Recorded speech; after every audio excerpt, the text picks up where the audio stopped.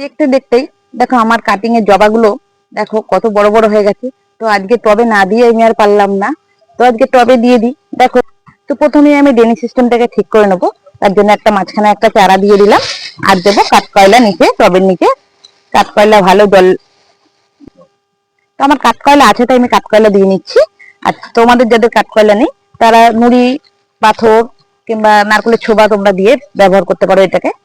এবার আমি গাছটা বসিয়ে নেব। তো আমি গাছটাকে আমি বার করে নিচ্ছি প্যাকেট থেকে।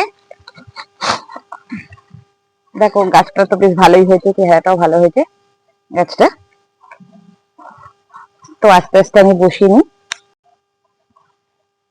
দেখো এবার টবের চার সাইড দিয়ে আমি মাটি দিয়ে দিচ্ছি, বসিয়ে নিচ্ছি।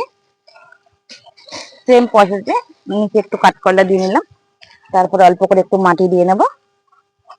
তারপরে আমি আবার গাছটাকে প্যাকেট দিয়ে বার করলাম।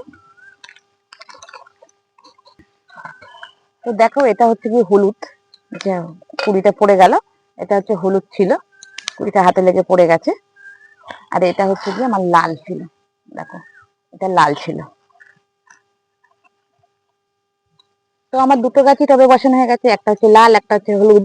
এবার আমি একটু জল দিয়ে নেব গাছে। তো বন্ধুরা, আমার ভিডিও তোমাদের কেমন লাগে? যদি ভালো লেগে থাকে আমার চ্যানেলটাকে একটা সাবস্ক্রাইব করবে। তাহলে আমি আবার চলে আসবো নতুন নতুন কোনো ভিডিও নিয়ে।